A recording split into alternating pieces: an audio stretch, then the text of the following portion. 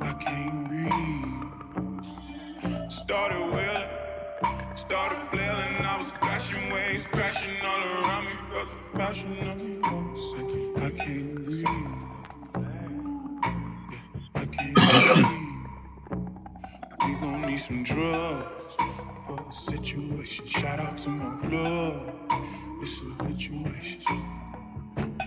Going into litigation. All we ask is ventilation. We gon' need some drugs for the situation. Shout out to my blood. It's a situation. Going into litigation. All we ask is ventilation. I can't breathe.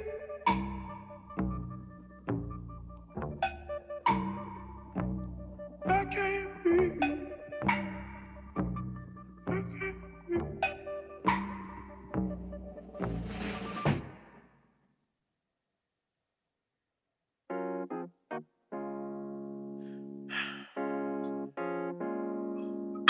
Get some things off my chest.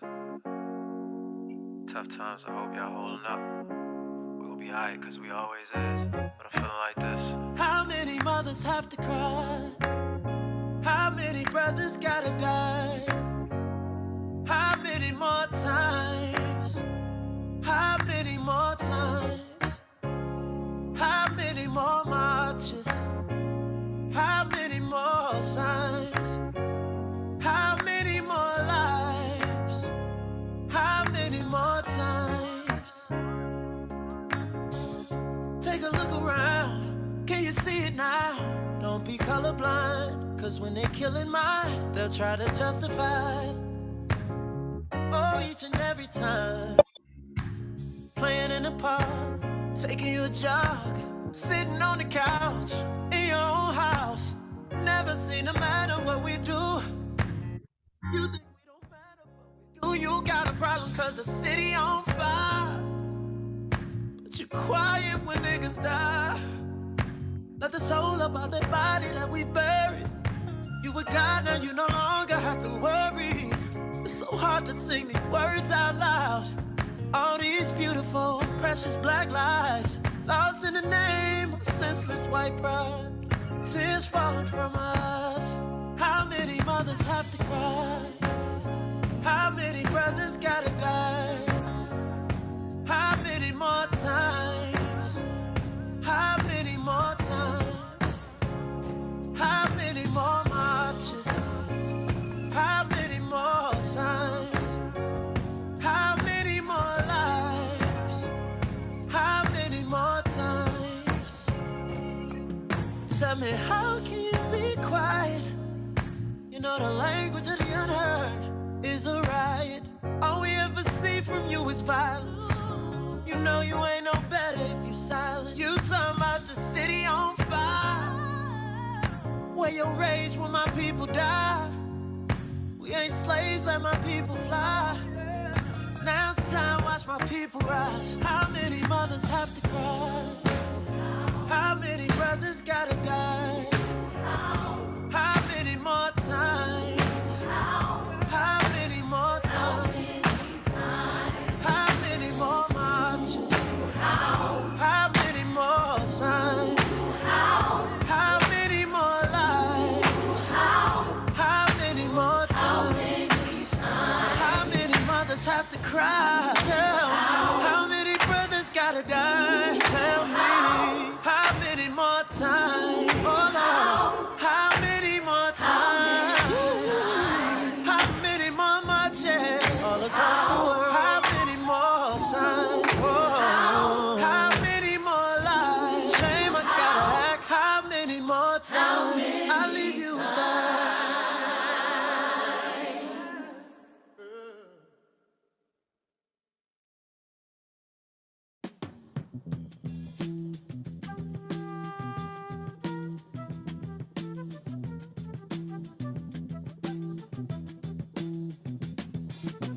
You will not be able to stay home, brother. You will not be able to plug in, turn on, and cop out. You will not be able to lose yourself on Skag and skip out for beer during commercials because the revolution will not be televised.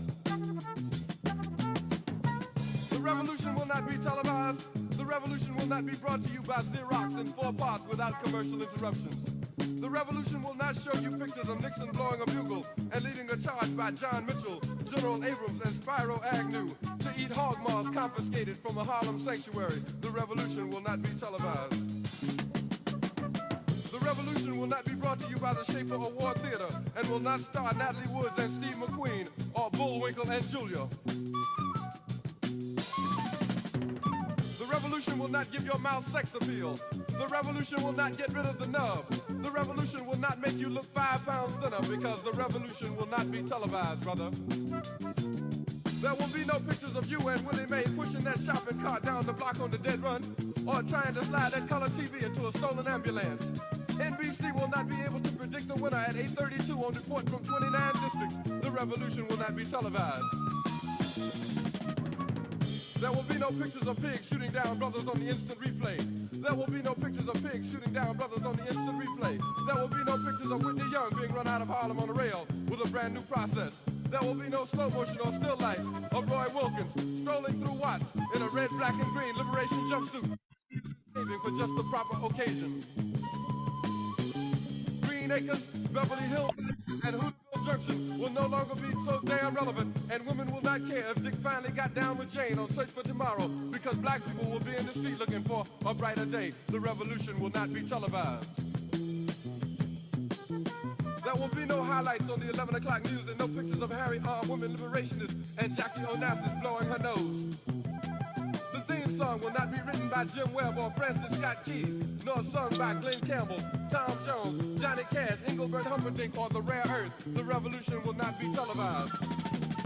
The revolution will not be right back after a message about a white tornado, white lightning, or white people. You will not have to worry about a dove in your bedroom, the tiger in your tank, or the giant in your toilet bowl.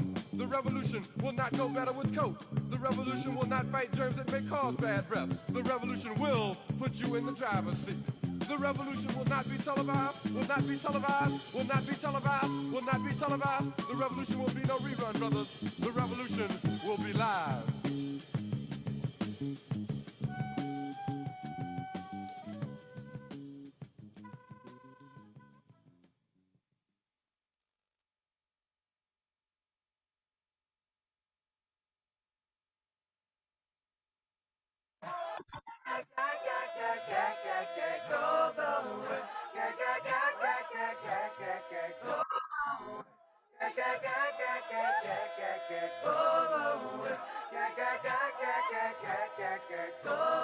We just wanna party, party just for you. We just wanna party, party just for you. I wanna party just for you. You ain't gotta dance, dance and shake your brain. We just wanna party, party just for you. We just wanna party, party just for you. Party just for you.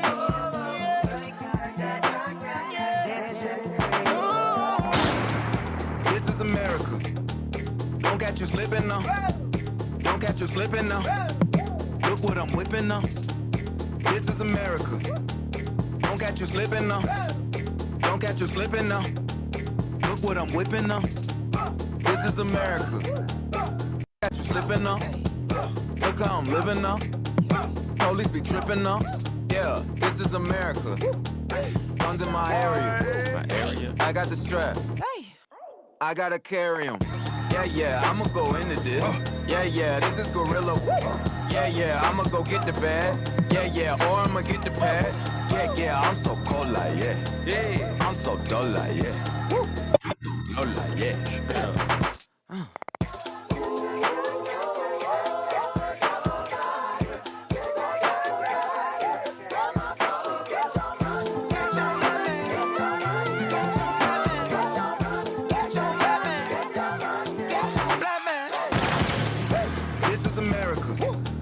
Don't catch you slipping now. Don't catch you slipping now. Look what I'm whipping now. This is America. Don't catch you slipping now. Don't catch you slipping now. Look what I'm whipping now. Look how I'm geeking now. I'm so fitted. I'm on Gucci. I'm so pretty. I'm gonna get it. Watch me move. This is selling. That's a tool. Yeah. On my Kodak.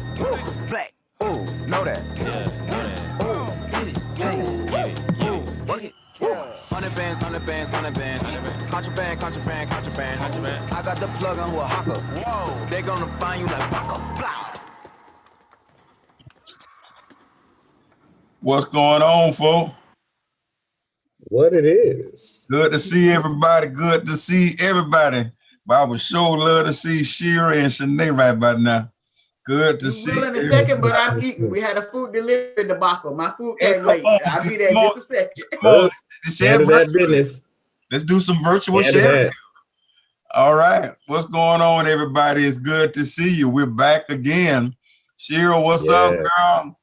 We're back again. Uncomfortable voices. Jamie, I see you. JDP, I see you, girl. All right. Willie Earl, what's up, man? Hanging in there. Hanging in there. Don't let go, man. Keep holding on. Everybody that's on social media, I need y'all to do us a favor. I need y'all to share this post for us. Everybody that's on social media, I need you to share this post, and just so I know that you're hearing me, not only do I want you to share it, but I want you to type in shared, so I know I got some teammates out there. So everybody that's on social media, share the post so that we can get this conversation into your circle of influence. We are on episode 7. Episode 7 of Uncomfortable Voices. That's over half a year. We've been putting some work in, and the whole idea is to we understand we can't fix everything, but maybe we can present a model that communities can use to come together and try to get the work done. And the best way that we thought that you could do this is bringing voices that are different, voices that don't necessarily agree on every detail, but voices that kind of have a similar end game. Now, there are some of our skin folk that just don't have a similar end game, and they're not even in this conversation, and they will not be in this conversation.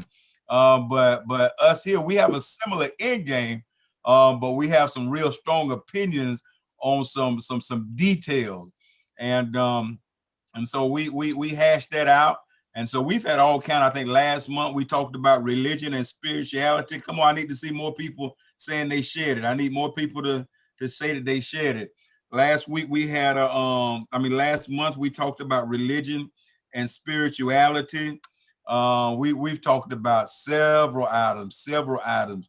And so and another thing that we've been doing also is we started last month in trying to promote Black businesses.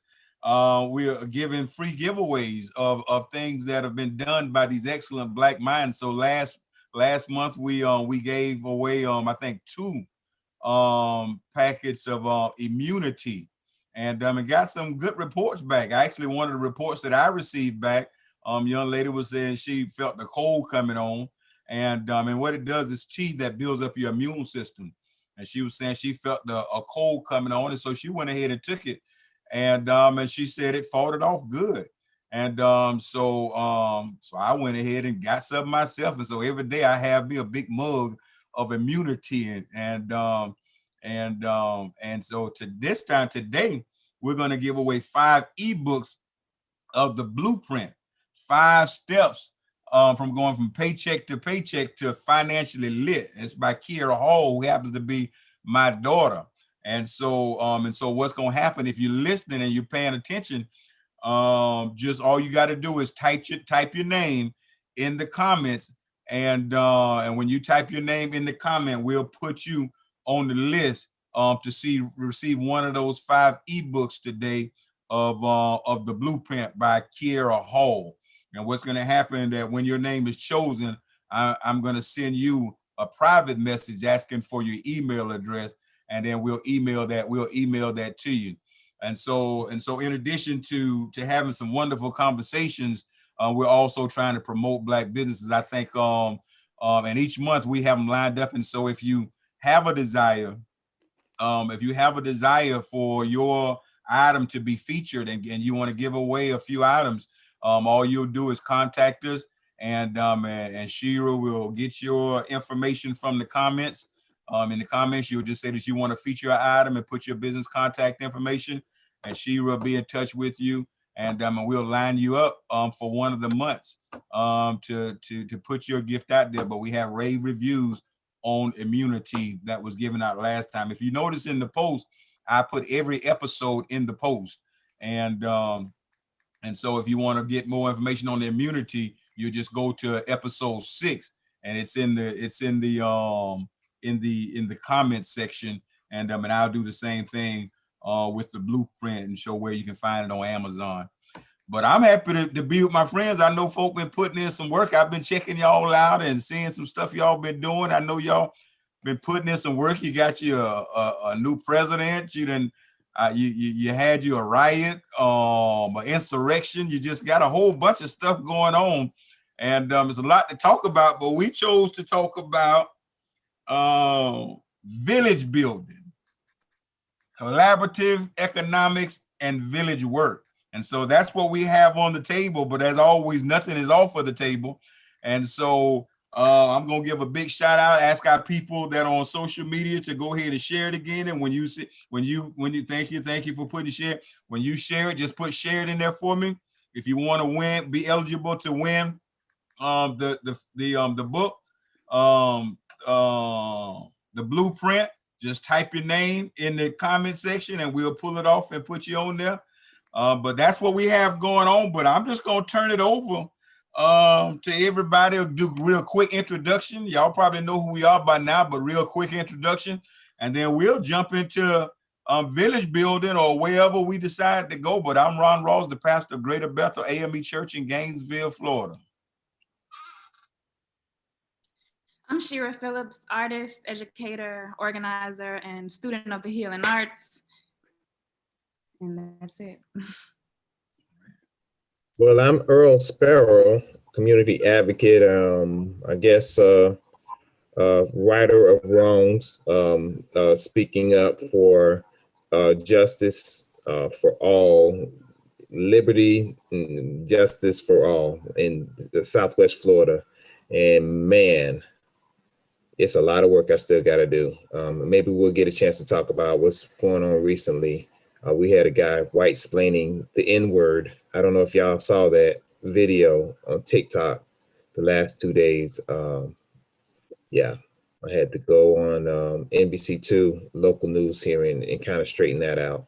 But glad to be here. Glad to talk about what's going on.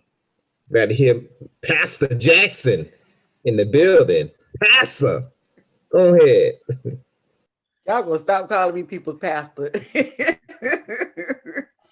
Janae Jackson. Yeah, I always say I'm the person that's everywhere and nowhere at the same time. Of course, with this new year, there's new opportunities and new things we're taking on.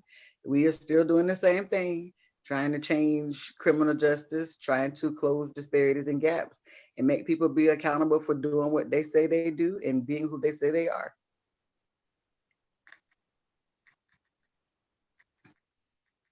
Hey everybody, I'm Jamie D. Perkins, St. Augustine, Florida, business owner, community advocate, all those things. That's it. All right, wonderful. All right, that's us.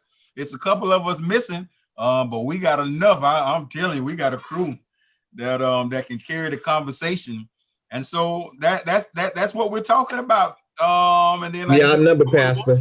We outnumbered today, but that's all right. We outnumbered even when we have more. They got a lot more sense to that. But yes, but that's sir. it. Village building, collaborative economics, and village work. And naturally, we know we're talking about the Black community. Let's have a conversation on village building and how that looks. Collaborative economics and village work. Y'all get us going. Well, let me kick it off with, this goes into so many different aspects of community building. One of the things that I wanted to bring up is how we have leaders or people who consider themselves to be leaders in movement work and in different kind of work who don't have a desire to pass on skills and actually build up the next generation of leaders. And so I think a big part of village work and village building is making sure that the people who are coming up under you have the skills, have the knowledge, and have the experience that you have, so that we make sure that the work is sustainable and that it continues to happen with or without us, and that it's not all about us being the ones doing it, but that we all are capable of doing it. Ooh, you stole some. That's some hot fire, as Dylan used to say. That's some hot fire. And Reverend Ross can attest to this. In the AME church, once I am a forever AME-er now. I've come up missionary Baptist. I've done all kind of United Methodist Church and Kojic, and I've got around. But with the AME church at age 70, what happens, Rev Pastor? You are retired. You will be another person from a pastor to the bishop. You will move to the side and someone else will come in. You cannot be a bishop for 90 years in the AME church. You might be able to do that in Kojic or any other denomination, but at age 70, maybe 71, after 8 years, you served in the district as a bishop. 75? It's 75. 75 is the max. 75, I don't care if you still feel like you 25. You're gonna get out the way, and someone else is gonna come in. And I don't know how they bought that in, how long that's been a rule, but I say as a leader, you have two things to do. You have to do two things very well. First thing, you have to have people following you first. If nobody's following you, you're not really a leader. You just and the second thing is, if you're not raising up and training leaders, you're not a leader. You're not.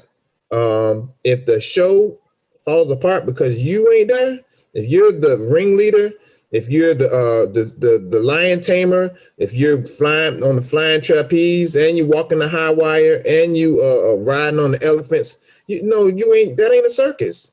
You are the show. You have to find a lane, and stay there and help behind the scenes or whatever you want to do. But if the show is all about you, if the movement is all about you, and the movement's going to fall apart if you're not doing every single thing every single time, then it's not, you are the movement. Then it's not about the people. It's about you and the praise you get from the people. So that's one of the things that I judge leaders on. Show me the leaders that you're training. Show me the people that you're building up. Because they say, again, the richest place in America, the richest place in the world is the graveyard. It's the richest place in the world is the graveyard. And they take all those talents and abilities and skills and don't pass them on. Selfishly keep them to themselves, because and the foolishness is if the organization survives and thrives after you've stepped away, that meant you did a good job. It doesn't mean that you did a bad job. And people have to get that in their minds. If I'm not the leader, if I don't talk the most, if I don't, I'm not in the spotlight the whole time, I don't get credit for every single thing. Good, we like that. We like getting good credit. We don't like bad credit for stuff falling apart. We don't like, that's somebody else's fault. But when it comes down to it, village building, we have to work on making sure that the work moves on after us. And until we get there, all this village building stuff we're talking about, it's not going to be sustainable. So tell me this right here, because I know that you and Pastor Jackson, I know that that you all had a major issue with I forgot his real name that y'all use, but with Ice Cube kind of jumping the line and not waiting his turn. Like O'Shea. the next leader. O'Shea. Yeah, the next leader. O'Shea, yeah. So can you explain to me how that ties in preparing the next generation? Well, I want to back up. So because Shira touched on some great points, and Earl did as well. So number one, when we are talking about passing things on, we got to realize, so y'all know me, I'm always talking about religion. And so because I talk about religion and blow up people's traditional thought of religion, they don't understand that I can do that because I understand religion. Number one, because Earl started with that, religion is self-serving. And that's not about a relationship with God. And I need us to understand that. And when we look at religion in a self-serving aspect, that is the reason we're always pointing out how we're different than people in other religions and utilizing that to divide us instead of bringing us together. Oh, That's go number hit that one. one more time. Hit that one more time. I think I missed something. Say that again. Did So too. we need to understand that we realize that religion is self-serving. So Okay. religion is about God without God. It's what we use to breed hate. It's what we use to start wars. It's what we use to judge people because people are very self-serving. Literally, if you look at the word and we talk about the priests and things in the temple, that's not even who Jesus walked with. That's not who we rock with. But we seem to, for some kind of way, have forgotten that. And it's because what we see is all the free, we like frilly and we like shiny stuff. So everybody follows the big shiny pastor with the big shiny car because if he's attaining this and he's getting that, then that's what I want. And the same thing with O'Shea. They buy into what if you notice, especially in our community, often when we see black men with shiny stuff, we try to justify whatever they do, no matter how stupid it is. And part of that is number one, self-serving. What I'm learning with the older generation, which is many generations, village building is about power. You can have all the money in the world, you can have all the land in the world, you can have whatever you want. If you don't have power, you don't have anything. So what happens when people start to do fence building and when we start to do village building, people get drunk with power. So they get drunk with titles because even what's interesting that you said it, I know a lot of bishops who've never led a church. I know a lot of people with titles where their actual resume does not speak for them. I'm still trying to figure out how they got the title. What I realized is because people like They free stuff. paid They're not $50 looking on at the the internet. basis. Yeah, and not even that. They're not looking at the behind the scenes stuff. Even like with me, there's a lot of people. I did a video recently. People are really questioning why is it that people buy into things that I say. People don't know the work that is put in behind. People come to the table with great ideas, but they don't want to execute even their own ideas. They want somebody else to do it for them. Often, when it's time to do an event, if I could tell you the number of people who say, "Oh, I'm not in calls," "Well, I'm not serving food," "Oh, I'm not doing this," I'm the person who does all of that. I'm the one that's going to go support you. I'm gonna help you set up. I'm gonna help you clean up. I'm gonna help you serve people. I'm gonna help you write. And I got the baddest handwriting ever, but I'm gonna help you write down some stuff. And so people don't understand that number one, the way that you get entertained or exalted to anything is you got to wait your turn. You got to pay your dues because that's how you build on a solid foundation because you build and you grow along the way. That's the first thing. Also, with the elders, they're part of their issue is they're so busy trying to maintain their power, they don't realize that their time is up and they don't realize that times have changed and evolved. So the way that they used to do things can't necessarily be the way that we do things now. And it's important in order to understand that. It is also important for our elders to understand, yes, you do have experience. And yes, the manner in which you did things, we're not saying that because we do it differently is wrong. What we're saying is there's enough room for everybody and everything because everything has its place and everybody has its lane. If we learn to work collaboratively, then that's how we gain a more level of power. Also, we got to unlearn some stuff. And with our older generation and our elders, they're not willing to unlearn some things. So the way that they get along, the way that they view society, they don't understand that there was such a level of programming that even the way that they view some things is some of the things that are creating our own oppression, or some of the things that are hindering us from actually being able to build those villages. To me, the church should be a sanctuary. Although it's a building, it should stand for solace, it should stand for a transformation, but it doesn't. And part of the reasons is the people in the church. How often have you heard about so many people have church hurt on a whole nother level? So what is happening is we're now trying to build villages out away from the church, when throughout history, we were able to build power and build capacity within our churches, no matter what our religion was. So it doesn't matter if you are Muslim. It didn't matter if you were Kajik. It didn't matter if you were AME. We built capacity and we built power within churches. Now we've changed that. We're too busy following the man and we're too busy worrying about what Auntie Gibson got going on over there to understand. Also, with church people, we say it all the time. Some kind of way we misconstrued that if I believe in the Lord, I'm not supposed to do any work and things magically happen. And then some kind of way we feel like because we are so busy exhibiting piety that we're better than the next person and not being able to even give people salvation because we're too busy judging them about the choices and their decisions. So there's no compassion. Preach, Pastor. So when we get to the point of Ocean, not even that he skipped the line, but the manner in which he skipped the line. You're gonna skip the line, know what you're talking about. Be well versed in what's going on, because that way becomes sustainable. When you don't do that, then what happens is you undermine who you are and what you stand for. And number two, you set us back. So when we might have gained 3 or 4 steps, now you've set us back 2 steps, and going back to exactly what they state, telling rappers and things to stay in their level because they're not educated on things. There's value in that, because even with many of y'all, yes, you might have started out as rappers, but he does have some know-how and some business knowledge, but his arrogance got in the way. And that's what the particular problem was. And so that's the hindrance for us as a people. And we got to realize the shiny stuff don't get us nowhere. So what you're saying is there has to be a strategic plan of collaboration. And so while I'm preparing those that are coming behind to be able to take up the mantle, and I'm preparing to release the mantle, but there has to be a strategic collaborative effort. It can't just be people just jumping in the game without having some type of village or collaborative conversation. Is that what you're saying? Absolutely. And when we're talking about collaboration, because people can come tell you everything that you're doing wrong, and I'm good with that. But when you come and tell me what we're doing wrong, I need you to have solutions.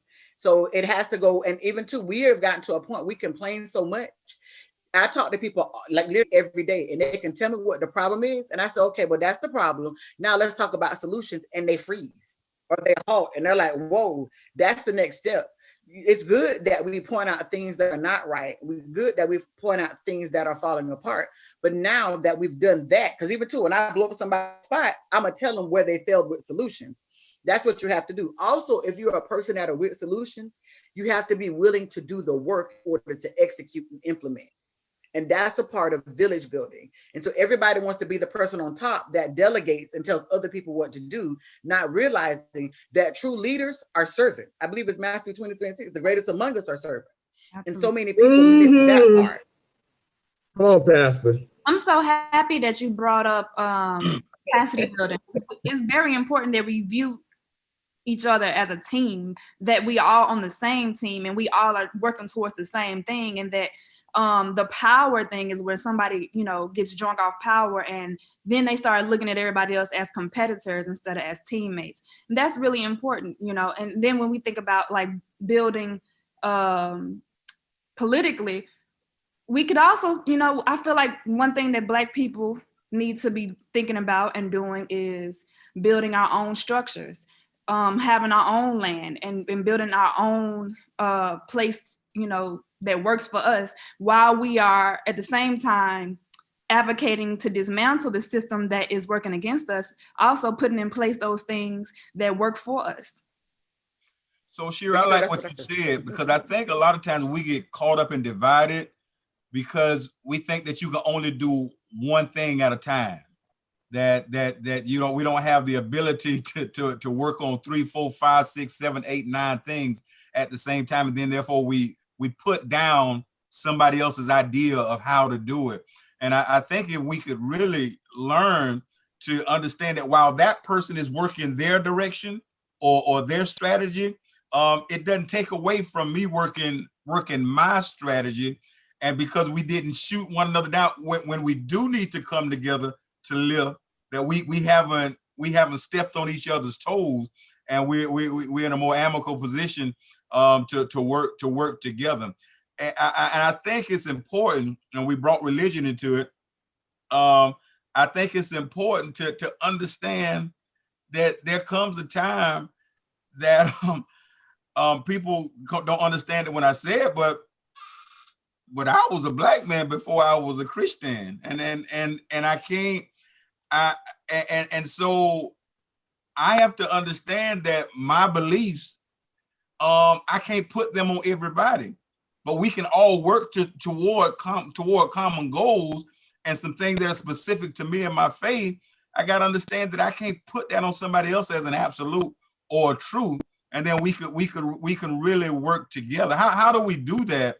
Have strong convictions about the way we want to do something, the way we think it should be done. I listen to Boyce Watkins a lot, and I just had some stuff I just had to let run out my ear, because you don't have to make other people look stupid because they think a little bit differently from you. And some of your ideas are great, but you're making it hard for people, for us to work together when you have to be so demeaning. Some people deserve it, but how do we understand that there's more ways than one to skin a cat? Stop being selfish. So even that part of that's the problem. Boris White, he's another one that's very self-serving. So it's my way or the highway. Literally every aspect of history, when things happen, even when Jesus came with the good news, he was telling things that were different than people prior to him before, and people didn't want to listen. You understand what I'm saying? It's that same kind of deal, because if he had it all figured out, he would have been able to fix all the ills of the world. And that's what people fail to realize. If you got it all figured out, then what you need people for? There's no such thing. But what happens is people just like him, we've been programmed to believe that the way that we sell whatever it is that we're selling is by showing everybody how we got it more figured out than anybody else. Not realizing that people like authenticity. Like not realizing that people like to be a part of something. So when they feel like they are valued and what they say they can bring to the table is a part of that, that's how you get buy-in for whatever it is, and to help people to look at things in a different way. Also, too, we got to get to a point of stop looking down our nose at people that are different. And I don't mean to be funny, but we got it bad. And it just, what is that saying? Like, just because I sin different doesn't mean that my sin is any worse. We got it real bad. And so what happens is somebody can tell you 5 good things, and innately we'll think about the one thing that they said that we didn't like. You know, people do it with me all the time. Well, I love that, Sinead. They can't even name you the 8 things that was great about what I said, because they're too busy being focused that I cuss. Is that all you got? And literally that's one of the reasons that I am the way that I am. I want to shock you into an awakening, and so you can really see where your focus is. I did a video the other day, and a lady came on there and told me how I need to hold the camera so it could be more flattering. I ain't on here to be flattering. If I did that, I would go put on some makeup and do some other stuff. But that's her, particular priority. And we got to realize that we can come, I might have 10 great ideas, and because I'm open-minded and hear what other people say, 2 of my ideas might not be a priority. That might not be the things that we can do right there. And one of the things that people are scared of me, I ain't figured out why yet, they fail to realize is I am diplomatic. So if we're working in a group and collaborative, it doesn't have to be my ideas. Typically what happens is I'm the person in the group that hangs back, and that's how you learn. So you learn who really has ideas. That's how you're able to read people and then find out the best way in order to work with people, in order to move things forward. I've also learned that there's great value in people who want to be the leader and in charge, to let them lead. Because when you let them lead and they drop the ball or they don't do things, then when they feel some kind of way when you do it, you get to say, well, hey, this was yours. I was fully supportive. You didn't want that. One of the people that's in the middle, I'm now starting to get to an age where I'll be, an elder in some years, some decades from now. And I realize I'm the one that's always trying to even help our younger generation. And many of them don't want help because they want to make a name for themselves. So they feel like the feedback and the input you're giving them is trying to hinder them with their deal, not realizing that you learn some things on your journey and you're trying to pass that along so they don't have to learn the hard way. And that's the deal. Is communication, but also being non-judgmental. Judge people for being at different levels of life.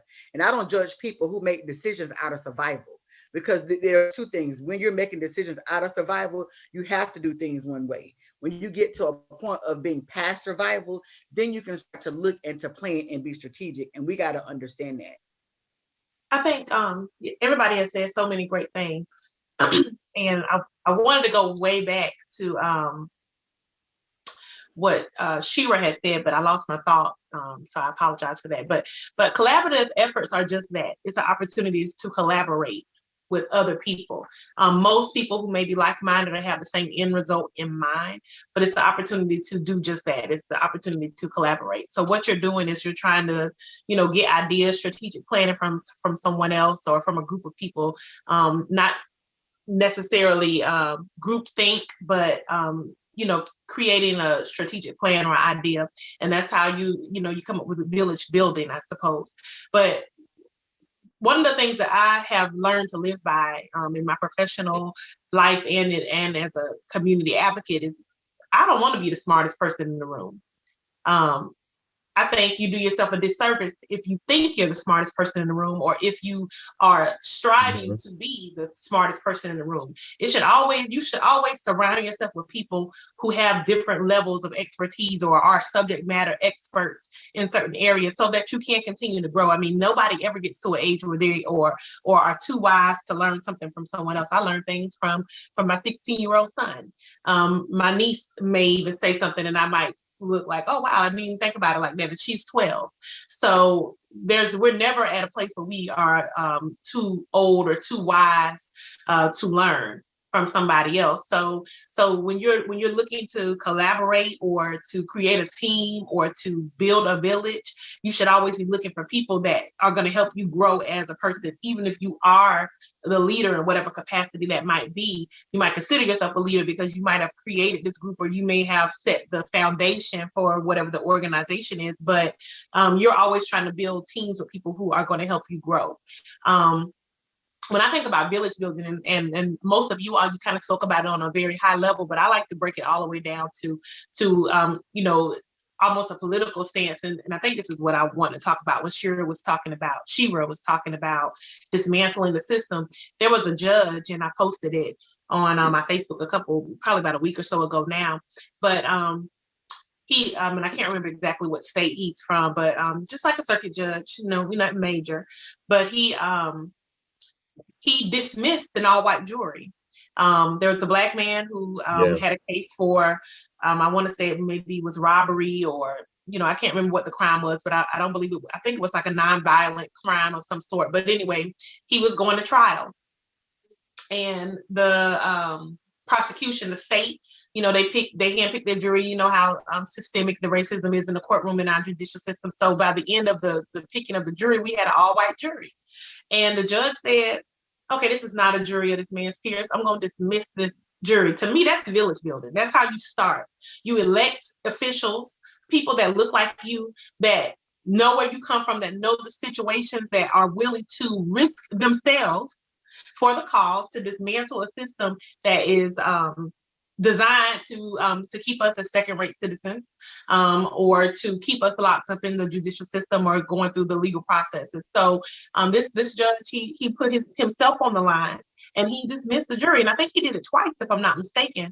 They brought back another jury and it didn't look like how he wanted to look, and he dismissed them too. He said, we're gonna keep trying till we get a jury of this man's peers, somebody that looks like him. It didn't even match. The jury not only was not a jury of this man's peers, but it didn't even match the statistics of the community that they were in. So you got an all-white jury and maybe 40% of the population is Black.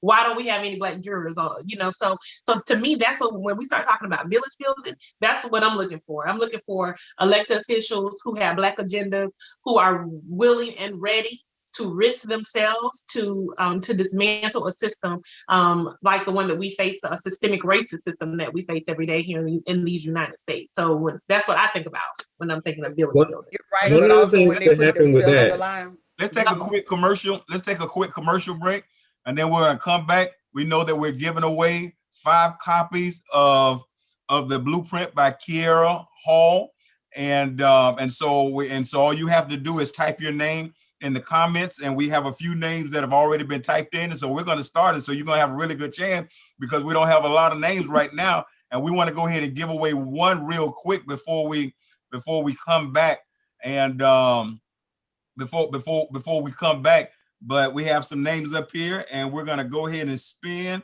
and see who our first winner will be.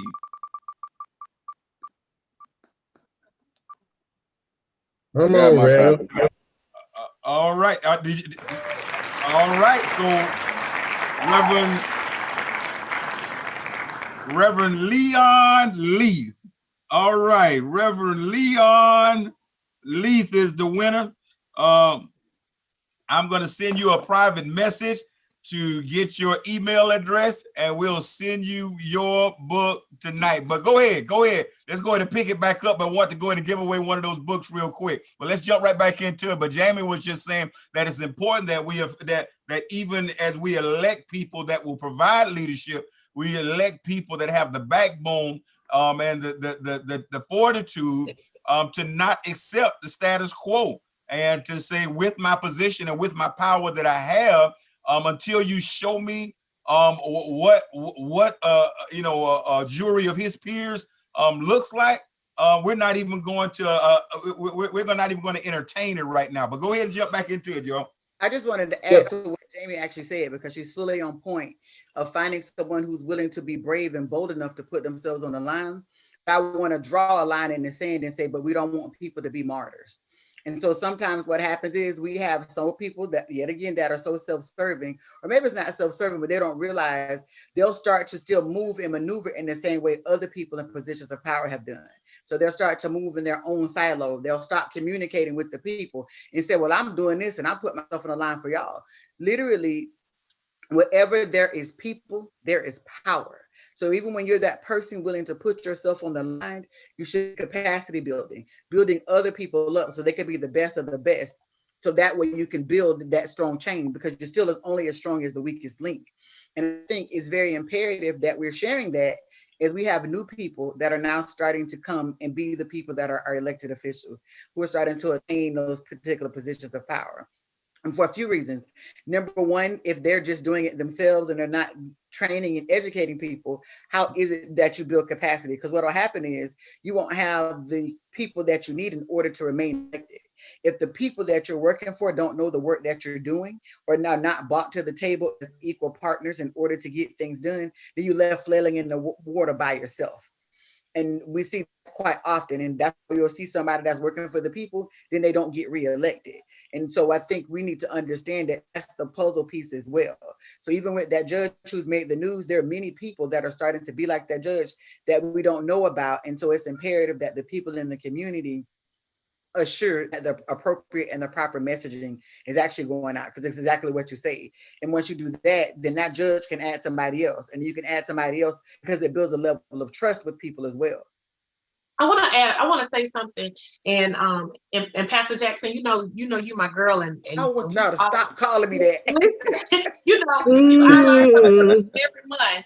But I want us to be careful too, as people, as Black people, of always, or of having the mindset that somebody might be doing something to be self-serving, or that somebody might be doing something because they want to be seen, or they just trying to be on top, or they don't. Sometimes people really have their best interests at heart. Their heart might be in the right place. I think it's a responsibility of leaders who might see somebody who might be stepping out of place, or they might be doing something and they didn't handle it the correct way, to say, hey, let me take you under my wing, versus, kind of pushing that person to the side because they feel a certain way about them. And I'm speaking on that because it's something that I personally have gone through, where, I really didn't, in my opinion, I didn't see anybody in our community doing anything. So I started being vocal. I might have said some things to people. I started doing some things without maybe having a conversation with people who were leaders in official or unofficial capacity, because one, I didn't have trust in them. I didn't see really the work that they were doing, or the work that they were doing were only benefiting certain people. So I'm like, okay, well, maybe we need an overall person that can see the greater part of our community and not just work with these hand-picked individuals. And because of their role in the community, it may have been seen as though, oh, this person they just want to be seen, or they just want to make a name for themselves. And we have to stop. We really need to take a deeper look at a situation like that and say, maybe this person's heart is really in the right place. Maybe this person. So, but I do that. So when I'm speaking from my experience, because people do me like that all the time. I fully agree with what you're saying. In particular, I'm just saying, I just want to put a point out there, because we are talking about being self-serving. So somebody might hear you saying that, and then that might create a mindset in them. Whereas we want to say, like, where you do take initiative to say, you know what, let me take this person under my wing. Somebody else might not do that. But the point is that you're making the same point I'm making. Typically, those people that are not coming to you because they're self-serving. So immediately that's their response when they see somebody new, is because they feel like you're trying to take their power. So Right. that's the point that I'm making. The exact point that I'm making is, as a true leader, I don't make any assumptions. So we have that now because we have a person who organized the March for Freedom over in Gainesville. And that's what she did. She organized the march, and the march came because, I'll be real, people like to do symbolic stuff. So in response to George Floyd being killed, she organized this march.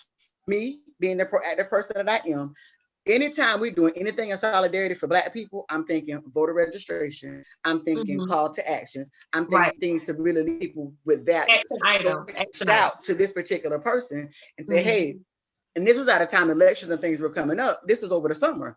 And she refused to allow us to do a voter registration. And her response to me was that and even too, she showed up to a race relations roundtable we had and said, they just wanted people to come out there and be dressed the same. And everybody know who you're with. What does that do for us? For me, I don't want to do anything if there is not something that is behind it. Even taking a step further, not only did she not allow us to do anything that was Black related to give us a level of power or some freedom or liberation, the police were invited to the march. And they had all of these speeches and different things like that, where they're, and this doesn't happen in Gainesville, and Gainesville is so wonderful. Literally, while that was going on, me and about 15 people were at the county jail doing a protest because guards beat a man so bad and hit it. And the same people that she's sitting there allowing an audience of 3,000, yes, a platform in order to do that. But even with me, I still don't take things personally because I'm very straightforward. And I drug her. I drug her and everybody else. I'm that person. Since that point, other people have issues because, like, she's gotten an MLK award. I need people to understand. I see what they're doing. That's not her doing. Our mayor offering her a job and paying for her to get a 501c3 because she's somebody that's safe. So even when they had a town hall, he wants somebody that's going to feed the narrative. So he doesn't want anyone that's educated. But myself and a few other people have reached out to her because if that's the case, we can equip you. Some people don't want that. So that's what I mean. So we have to be able to, number one, be bold enough to call a spade a spade. But even if you're a person that's doing this work, whenever I've seen someone else that's doing it, sit down and have a conversation. What are your goals? Because if we can build capacity, your focus might be criminal justice or mine might be education, but they're interrelated. So I'm always looking for it. But I will tell you this, you might be that person. Me and Sheriff had that conversation. I'm that person. We're far and few and in between. We're going to be honest. Most people are self-serving and it's for their particular needs. Even currently right now, we have a city election coming up. And some organizations that you think that would support the candidate that I support, they don't. When you ask them why, well, the person that's in office always voted on our behalf. Yes, she voted on your behalf as the union, but the actual district she's supposed to serve, she laid down. She didn't even just exit, she laid down and actually she's a person that works with developers to go and tell people, Black people, to sell their land for little or nothing. So that's the point when I mean like self-serving. What happens is because we trust people, we don't question their motives, even sometimes when we should. Even with me, people can question my motives all the time because they're pure of heart.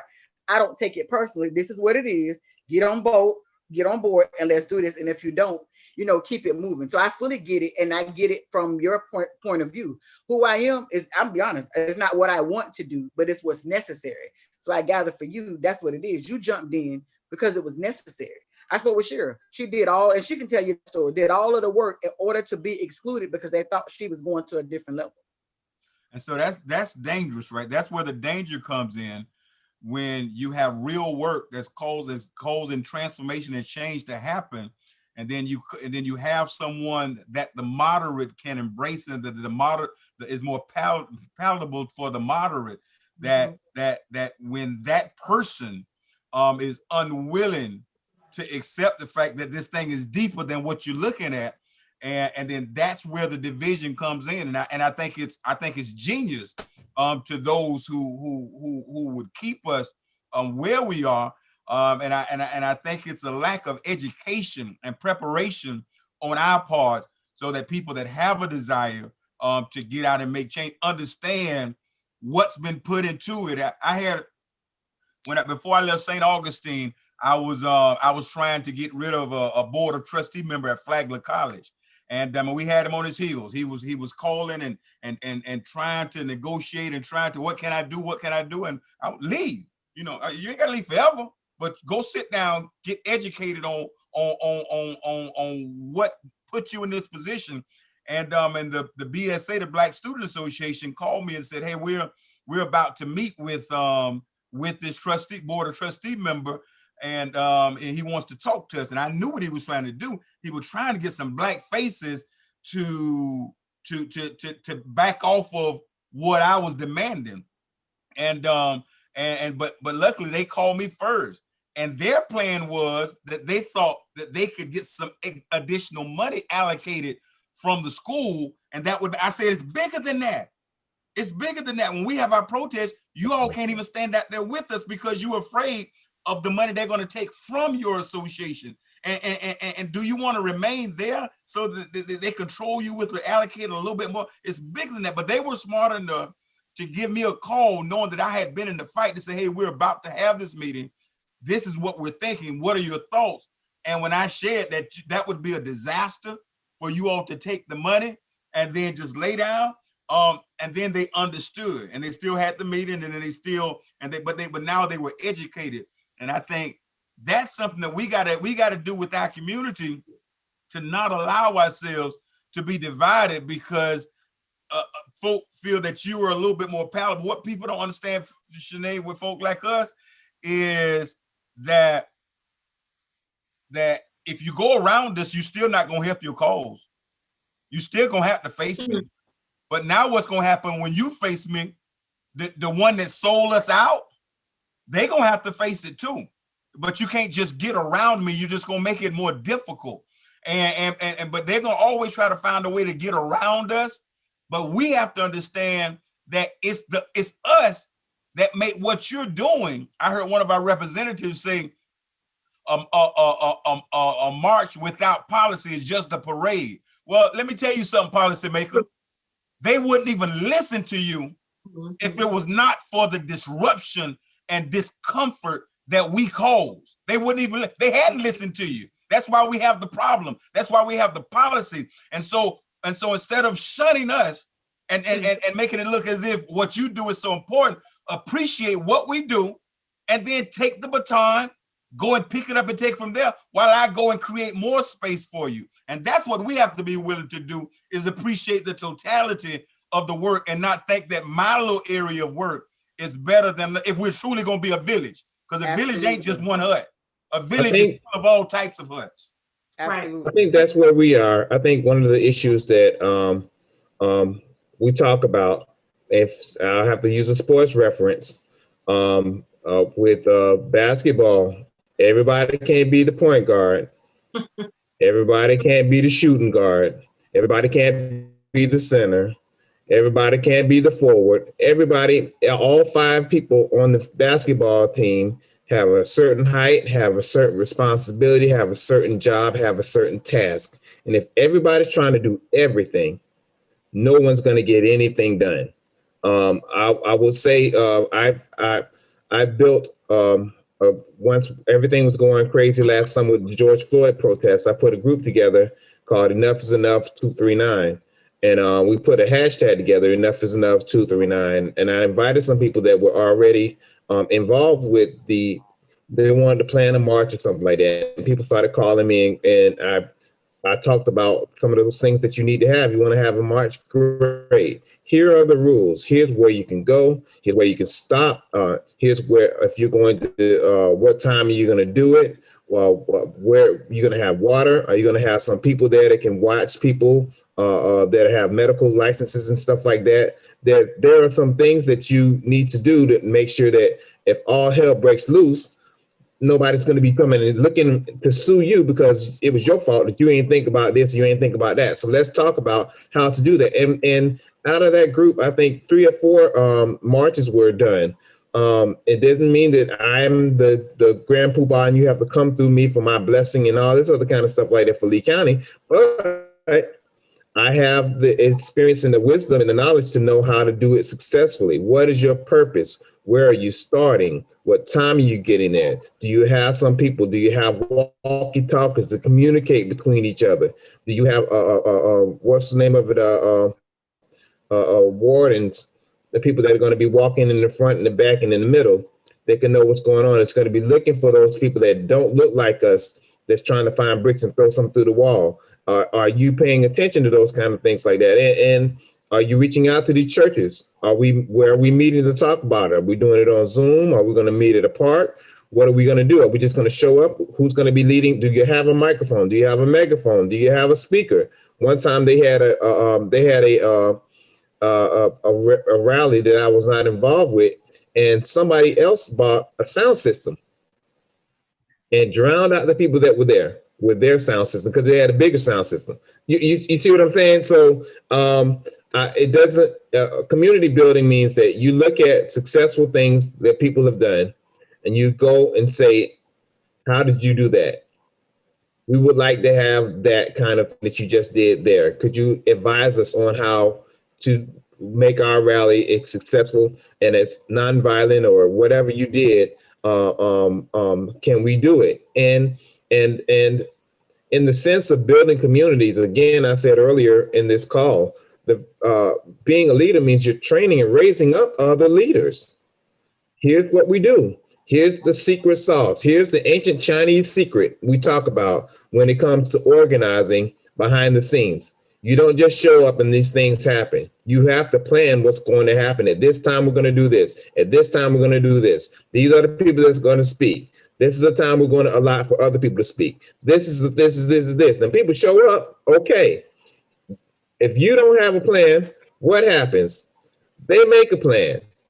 And then you got the 12 wagging the dog instead of the dog wagging the tail. So those are some of the things that we have to let our ego go.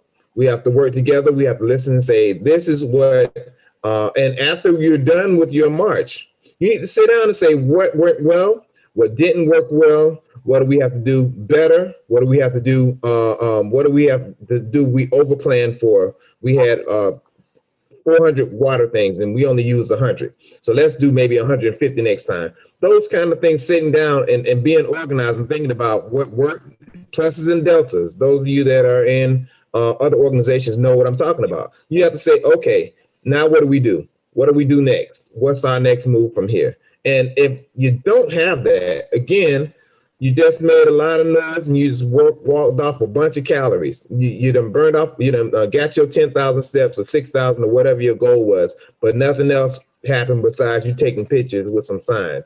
So we have to find our lane. We have to stay in our lane, and we have to train those that are interested in the lane that we're doing and say, here's how I did it. And I want you to be just as successful as other people, as successful as I was. And there were some marches, they wanted me to give me the microphone and stop and speak and said, it's not about that. I don't want y'all thinking I'm the MLK of Southwest Florida. It's not about me. It's about getting the word out. It's about other people standing up. It's about the power of we, not the power of me. The more we can understand the power of we, the farther we can go. Instead of saying, you know, he think he that, he think he all this, he think he this, but he ain't do all that. It's not about me. And I say that all the time. It's not about me. It's about we. And at the moment, let me do a quick commercial break, and then I'm giving it to Shira, then Shanae. Let me go. We're about to give away. And again, if you want to win a copy of the blueprint by Kiara Hall, just type your name in the comments and we'll add you to the wheel. But right now, the next one that we have is, wait a minute, I got to change it over. All right, let's spin again and get our next winner for our second copy. And we have 5 copies that we're giving out tonight. Our second copy, the winner will be, drum roll. Shira Phillips. Must be present to win. Right. So our second winner is Shira Phillips. And Shira, did you add those 2 new names on there? Daniel. Yeah, Daniel Carter and Sonny Pinckney. Yeah. All right, go ahead, Shira, and then Shanae. All right, I I think didn't know we that, could win. Yeah, I need to put my name on there. I didn't know we could Type it win. in there. Type it in there. I'm Yeah, jealous. I will. I already I got done my already bought copy. my copy, so I Yeah, bought a bunch of I'm them. gonna buy mine. I'm gonna get mine too. Go yeah. ahead, Shira, and then Shanae. I think, the things that everyone has been raising really beautiful. I really appreciate this conversation. One thing that I would like to raise is we know that, how can we enact programs for ourselves in the same way or similarly to how the Black Panthers did. They had, programs for elderly. They had transportation programs. They had healthcare programs. They had after school and before school programs and breakfast programs and all these different things. We talk about how the system won't let us buy houses, or the system won't let us do. The system is not educating our children right. I think a big part of community building is how we begin to take some of these things for ourselves, taking housing back, taking education back, taking all those things back for ourselves. So 2 points. Sure, always does a perfect segue.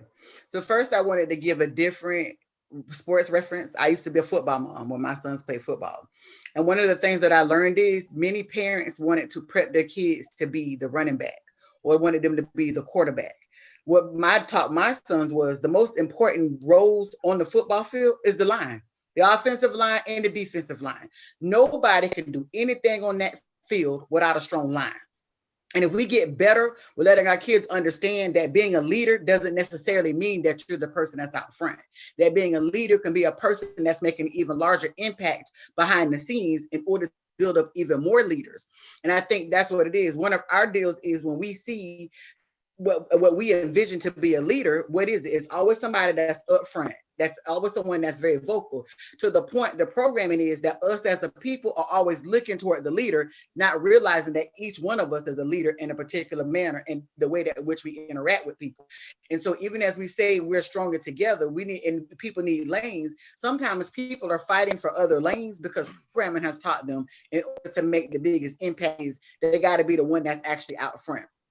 And even when you look at it, revamping how we teach Black history, everybody wants to say, oh, it was Rosa Parks that got us off the back of the bus. We all know that's not the case for those of us who know a little semblance of actual history. It was literally people that had done this long before her, was people that stood together in the Montgomery bus fight. So that's what got us off of the back of the bus. People about the little known, Black history facts of people throughout, like Ida B. Wells and different people like that, and Claire Wells, who made such a major impact because there were people behind the scenes. So part of that is education and being deliberate, number one for us. Two, programming is simple. One of the things that frustrates my kids, I don't always give them answers to questions. When they ask me something, especially with these little phones, go look it up on your phone. Tell me what you find out. Teach people to seek additional information. We are people that we allow things to be fed to us. We are a people that we want everybody to hand things to us. When we allow somebody to hand us everything, that means the only knowledge base we have is what somebody feeds us or gives us. And that goes into the other segue. The way that we get things back, we learned. We did a number of things prior to integration. People can say what they want to say. Integration was one of the things that was to our detriment. They sold us a bill of goods. They told us that we can get more adequate education and the things that we need if we bought into their system. Literally, it was their opportunity to get money that was allotted and allocated for us. And so in order to take those things back, you do want to take them back, but we don't have infrastructure. So that means we got to walk and chew bubblegum at the same time. So as we're building infrastructure within our communities, we're still making them accountable. One of the things that we're working on now is learning, because I don't do anything without knowing how to do it well. I want to learn, how do you set up a community trust? Because if the way I look at setting up a trust, it might be 1,000 people that pay $10 a month. That's $10,000 a month. In 6 months, you got $60,000. So now we done built some capacity. We got skin in the game. Then I want to go to the county. We, as our people, came up with 60,000. You need to match our 60,000. When they tell us that they can't, please tell me why. You go to the county and do the same thing. So now we built capacity in our community. And mind you, I want 60,000 with nothing tied to it. You're going to give me them 60,000 because I'm entitled to it. We done spent our taxes and everything else in this community, and we're going to go build our own housing. And so those are some of the things that the Panther Party did, is that they built capacity. They understand how to make the dollars work within the community. So even with the WIC program and those types of things, and then they demanded things. If you go look at their 10-point program, it's very similar to what MLK said, that people don't even go and look. It's very similar to what Malcolm X said when it comes to the Black Panther Party. It's very similar to what you see in the Muslim community and even the Hebrew Israelite community. What happens is we allow people to sell it to us that when we want something that's separate, as if we're radical or that we're malicious and we're these particular things. No, we're building power in our own communities instead of waiting on you to hand us something. I see people that get heirs property, and we went and we looked at all of the funding, and they don't have any. And then like one lady I talked to, well, how many heirs? It says 10 people at $50 a month. That's $500. So all the time that property has been there, y'all could have been rehabbing it. Y'all too busy looking for somebody else to hand you something instead of looking at our own parameters to see what we actually have to make this happen. So yes, because we have to dismantle systems, you still got to do two. The reason you still have to go to them in their particular system is because we still have power. We can buy that we want. We can have our money that we want. Without those things, if we don't have power, we don't have nothing. And so that's what you're doing is we're building within our communities to leverage our power. And that's what you do. When you're waiting on somebody else to, right now, people are opting out of Black History Month. I can't opt, my kids could not opt out of US history. So why, mind you, a watered down, we ain't even gonna go there because that's a whole nother conversation. Another conversation. Yeah. Oh, hold up. What? They can opt out of Black History Month in Latino County? Being taught Black history. Black history is American history. And our history, even in this country, did not start with slavery. I need people to understand that we were here also, some of us before slavery. Even too, when we tell the slave story, let's tell how we overcame. Let's tell how in spite of we were able to build and do these particular things. But you don't want people to know those stories because then that's what prompts us. That's why we don't hear about slave revolts. That's why we don't hear about people standing up. And that's why we don't hold Judases and things like that more accountable, because people that are in positions of power like Judases, that's the way that they've been able to infiltrate any level of power building that we've ever had. Good stuff. Completely agree, Shanae. And I that's just to piggyback on what Shanae said. Like a lot of people don't like to talk about the indigenous black people that were on this land prior to the slave trade, transatlantic or whatever it may have been.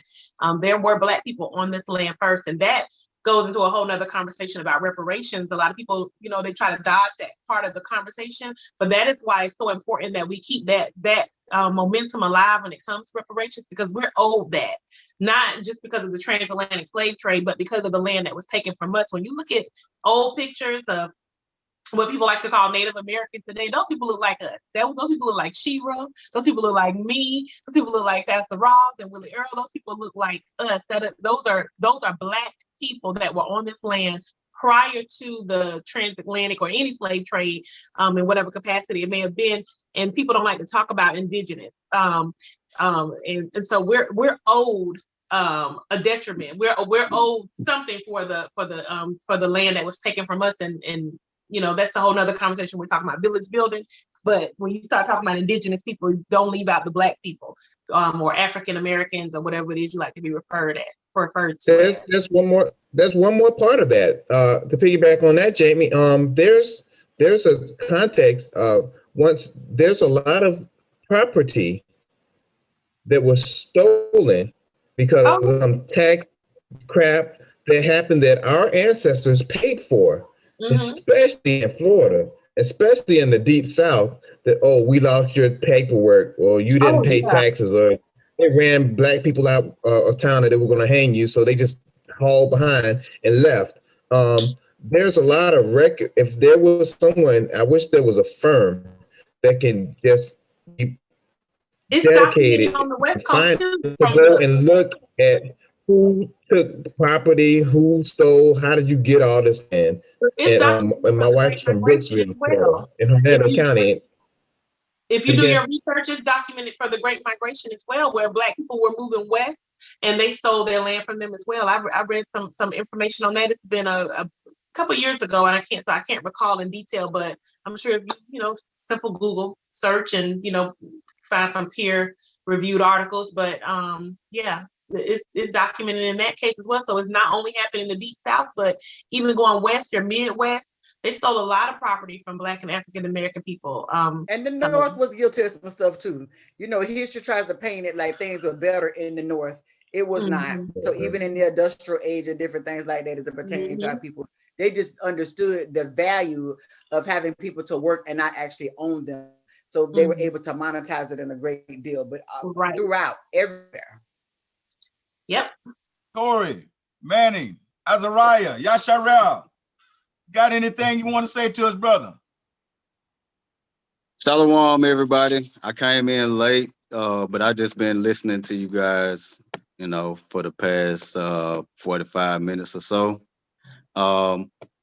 So I didn't know exactly I know what the topic is, but I didn't know exactly how y'all started off. You know, first I want to say, giving all honor, glory, and praises to the Most High, Yahweh, by Hashem, Yahweh Shai, by Hashem, Rakar Kadash. I appreciate this conversation. As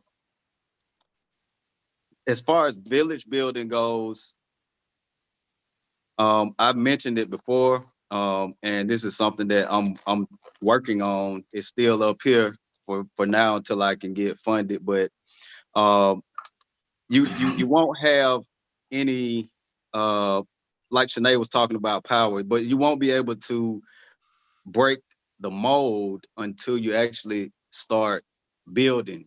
And you won't build without skills. You can't build a foundation without somebody that's skillful enough to build a foundation. We've been running in circles over a couple hundred years now, and we need to get back to the basis of skill building.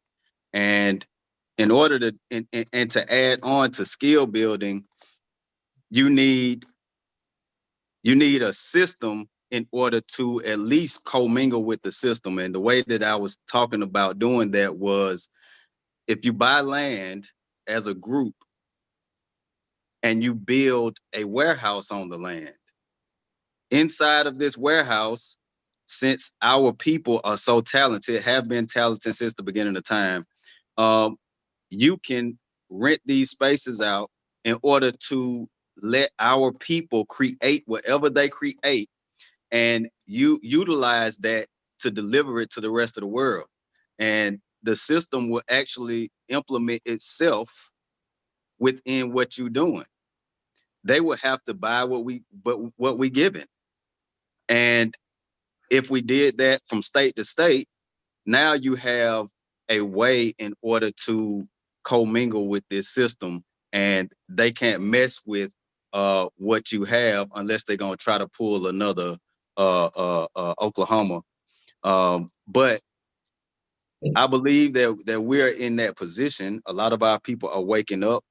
And I know you guys were just talking about the Native Americans. Yes, there were natives that were here. A lot of those natives were actually speaking a Hebrew dialect.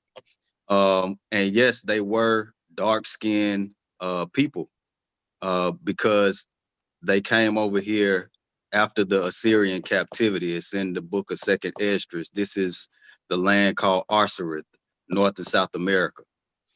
That's what Christopher Columbus was looking for. You can see it on this movie called 1492, I think it is. Christopher Columbus just mentioned Second Esdras, and he's looking for the 10 lost tribes, right? But anyway, I don't want to get into that. But we need to get into, in order to build a village, we need to actually start implementing talking to each other with the skills that we have. If someone in Florida has a certain specific skill that they can put out to the masses nationwide, or with someone at least in another state, then they need to share that. And our people, for some reason, aren't big on sharing, because it's like it's too many head chefs in the kitchen.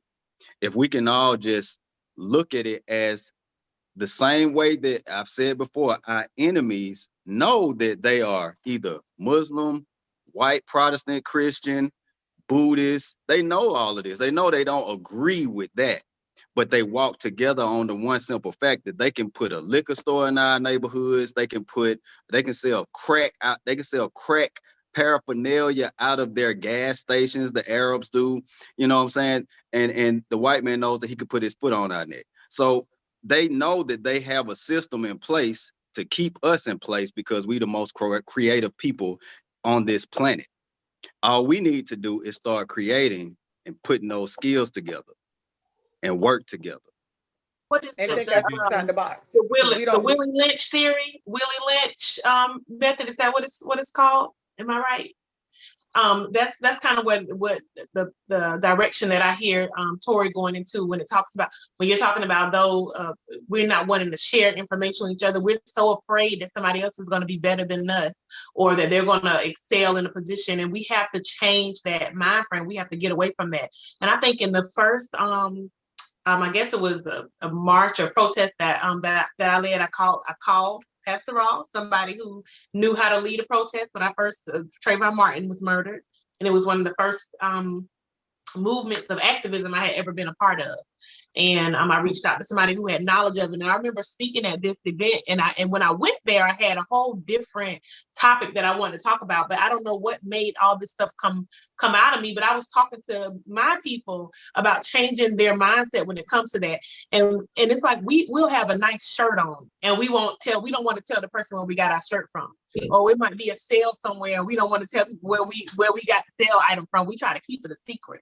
Like and I'm not by any means saying that I'm not guilty of this, because I probably have done this in my lifetime as well. And I'm so glad to say that I've grown from that. But we do that. Like, we as a people will literally not want to share the information that we've obtained because we want to keep it to ourselves in fear that somebody else is going to excel in some way, or that they're going to be better at it than us, or they might get the recognition for something. And that's just a mindset change that we as a people have to learn to change. Being crabs in a bucket. Crabs in a barrel. We hear that all the time. Like, we're crabs in a barrel, pulling each other in, not knowing that the one crab might get out and turn the fire off. They might turn it off, but we just keep pulling them back in. They might be trying. But you got to get to the root. And that's what we have to do. We got to get. So we got to understand. So I fully agree with what both of you are saying, but we got to understand the root cause of that, because throughout history, there are so many things that we did do that were stolen from us. Also, it's the survival mechanism. If all I got is scraps, I need to hold on to my little bit of scraps that I have. So what I want us to realize is that it's a survival mechanism. And when we start to help people to understand their mindset is survival, we can move differently. One of the things too, like I use Miami as an example. They did a study 6 years ago where the median income is like $19,000 a year, but the average money spent in that community is $55,000 a year. And what happens is, what's many of the even too in our community, part of it started from being able to pass and being able to be accepted by white people because we were viewed as savages. It transitioned because we started to look down upon each other as some of us started to get wealth and started to get and obtain money. So even that's too, crazy we can't how think outside of savages that. call us savages. Yeah, but that's happened. It's programming. You know, if you think about Birth of a Nation. So, but then when we proceed forward, even now, think about it. If we wanted to be deliberate and actually patronize Black businesses, it would only go so far, because we got food businesses, we're going to do clothes, we're going to do music, those things, which are all wonderful. But the way we build power and infrastructure, we need hardware stores. I need to be able to go, we need office supplies. So even like many of us who have exhausted our businesses through the pandemic and things like that, there was nowhere for me to buy office supplies from a Black business.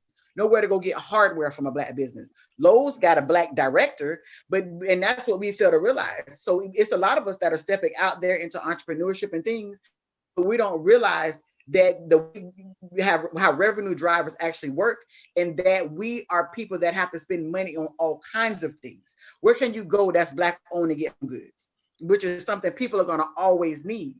So and the way they do it, because you need money up front and we don't have it, is capital, human capital, which is people working together, pooling their resources. I was talking to somebody about that, and they were like, mind-boggling. If we only realized the number of businesses that got started by people who didn't know each other, but they set up contracts and went into partnership. We are too busy wanting to do this with our friends, not realizing that sometimes that's not the best thing to do. But we need people that have business savvy, that have common goals to merge those in order to, just what Tori said, there's money in logistics. If you're the people that have the warehouses to house things, if you're the people that have the inventory and those types of things, people will come to you. We just don't have anything even set up in order to deliver to people. And it transitions back to all of the trauma that we're not willing to acknowledge. Even too, when we're struggling, that was one of the things I realized as a business owner. Black people starting business want everybody to think that it is easy. And people naturally also assume because you're self-employed that things are easy, and they're not. And when you go and ask somebody, well, how did you do that? Well, I just had a vision, and I just trusted in the Lord. No, how did you do that? What were your steps? I just prayed to God. That's not how God was there, but that's not the steps. And what did you do? I did this. I went on Sundays. I registered my account. They want to know the steps. You're right. And you don't get that. And then what happens also too, because we're so far behind. Because we're so far behind, we want to skip ahead, not realizing you got to build capacity. If they say your business in the red for 3 years, be expecting it to be in the red for 3 years. And we don't do that. We want to put the cart before the horse because we want to play catch up. Hey, we're going to come back. We're going to go to a quick commercial break. We're going to give away another book. Anybody that wants to qualify to win a book, we only have 15 more minutes before the show, before the 7th episode is over. But all you do is type your name in the comments. But now we're going to go and give away another book of The Blueprint by Kiara Hall.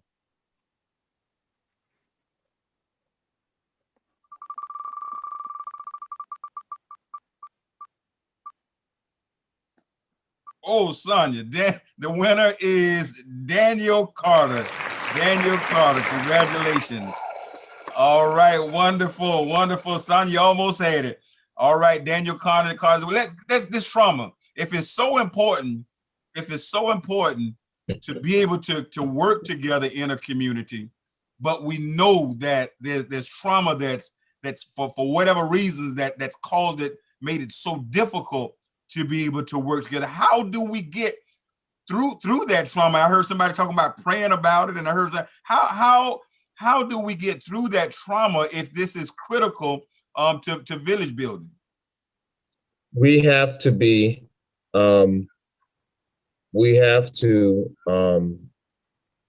first thing we have to do, we have to let our guard down.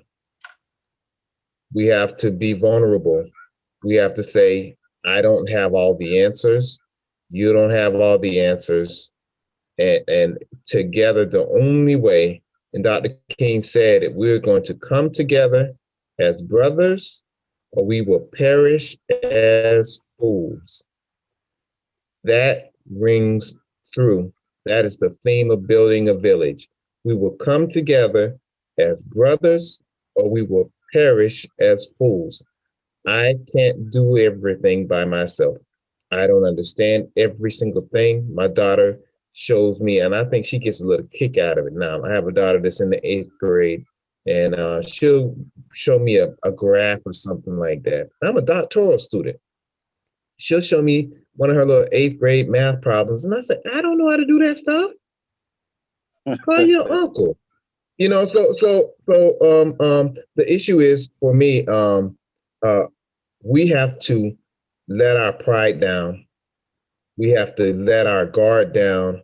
We have to say, I need your help. I don't know why those words are so hard to come out of our mouths. I need your help. I can't do this alone. And until we can come to that point of vulnerability to say, this is what I'm looking for. Can you do this?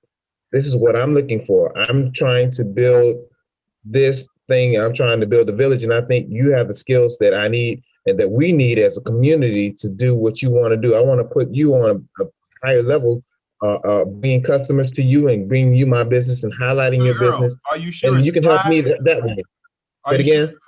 Are you sure that it's pride that needs to be put down? I'm not sure that it's pride.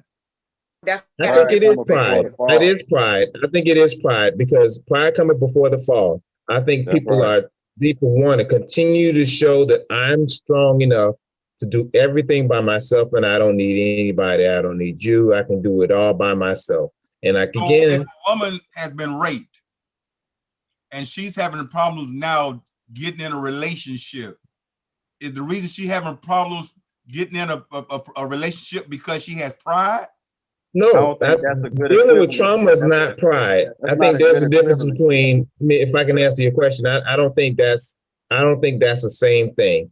I'm not talking about now dealing with trauma, and being, if a woman has been raped or something like that, or she's been molested or something like that, and she's on an elevator and she's the only girl and there's 7 guys on there, I don't expect her to drop her pride and do that. I expect her to get the help she needs and to deal with that, and there's help available, but that's on us as a community to help that sister, not for her to just drop her pride and to get over herself and all that kind of stuff. No, I'm not saying that at all. I'm sorry if it came off that way.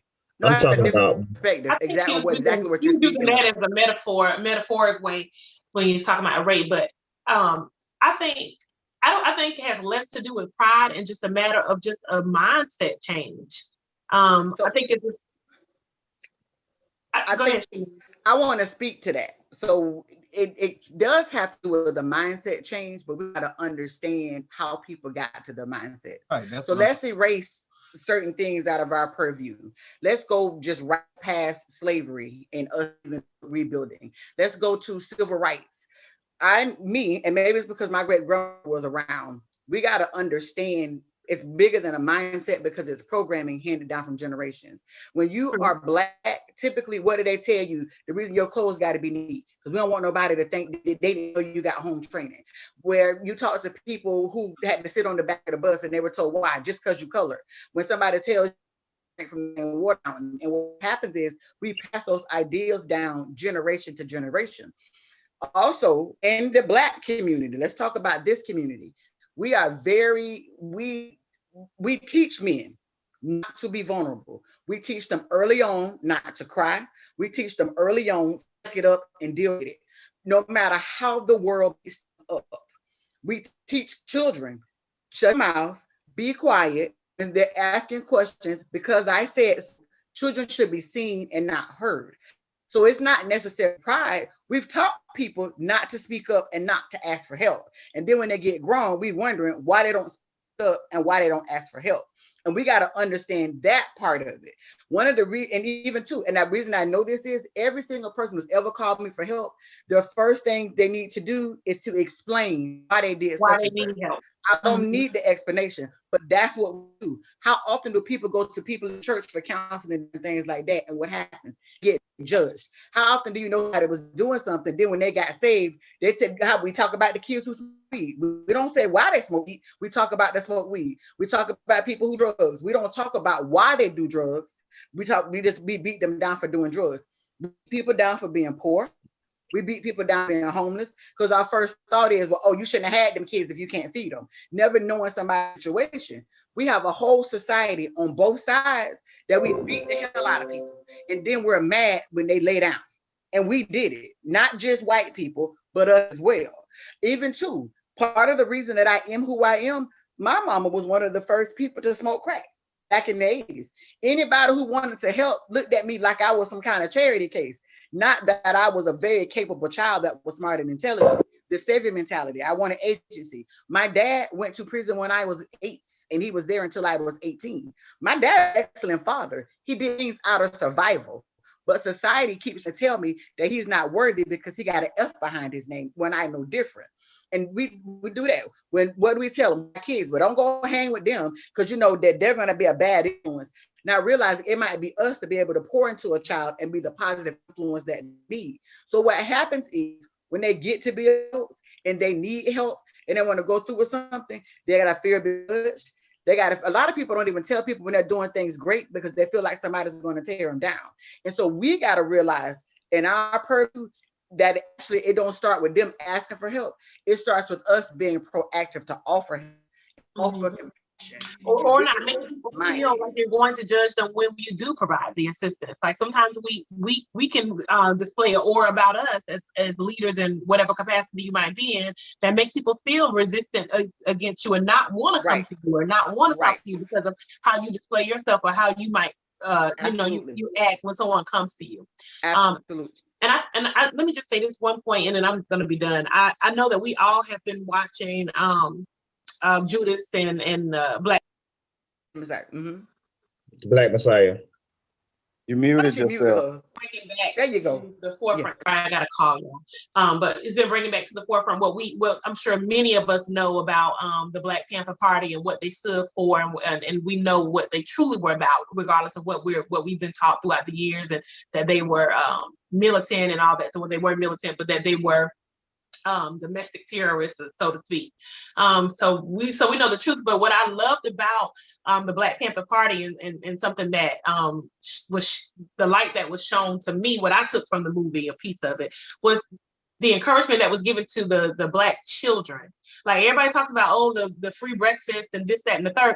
That free breakfast was an opportunity for them to engage with those children. It really had nothing to do with feeding them. I mean, yes, their bodies needed to be fed. They needed that nourishment, but it was really about the mental capacity they were able to establish with those children and start talking to them and feeding them encouraging words and teaching them about the importance of being beautiful and Black and who we were as a people and as a culture. And that's what I love. And I think that aside from pride and even everything else that we've talked about, I think a huge part of the deprogramming is starting with our youth, which is why the kids are so important to me and why I've been a part of the West Austin Youth Development Program as long as I have been, because I know that the kids in our community are the most important aspect of our community. That's where you can develop the most change, where you have the opportunity to create the most changes by working with the children. So when you start talking to kids and you start deprogramming their mind and you start getting them on the right track, you're going to see a complete change in generations to come, because that's where everything starts, is with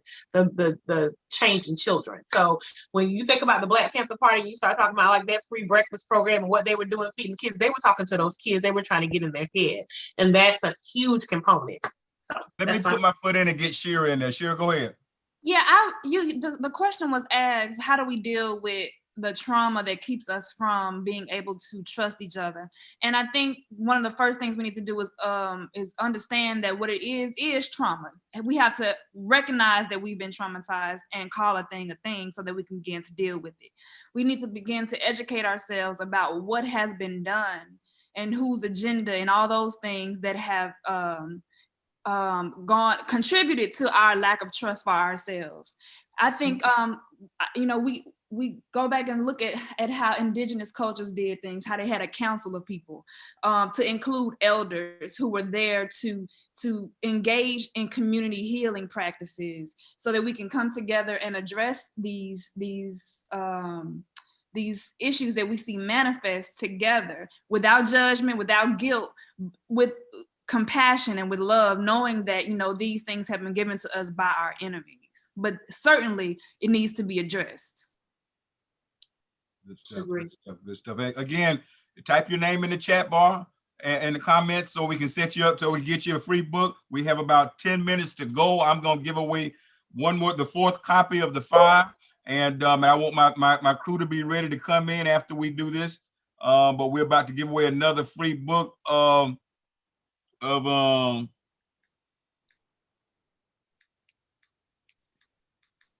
I think you went on mute, and while you're doing it, I can point out some of these comments. We have Kitty Sanchez, who has said, Pastor, you want to watch American Skin, so relevant. We have to be willing to serve. She said that if we are traumatized, we have to deal with these mental health issues, retrain our minds. We need to be deprogrammed.